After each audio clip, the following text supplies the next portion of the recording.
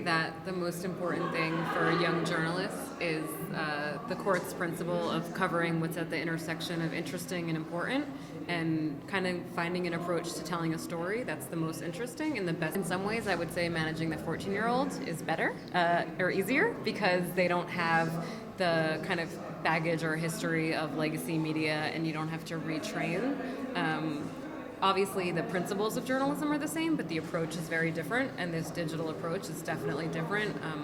Traditional journalism, a reporter never touched their headline, so it's a whole way of kind of reconceptualizing the way you think of a story. The perfect newsroom has both. You have the young people who have the fantasy and the spirit and no limits, basically, and you have the experience of the older one, which more and more want to discover the digital world. You need to embrace change at a vastly more rapid pace than you have done before.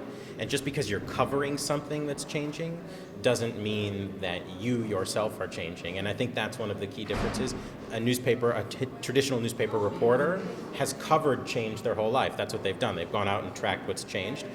But they themselves haven't changed much about how they do that.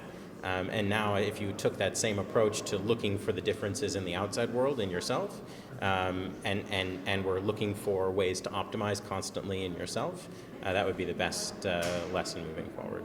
It's a wonderful conference about this great medium, digital medium we have created, which in my opinion is the best medium for journalism ever.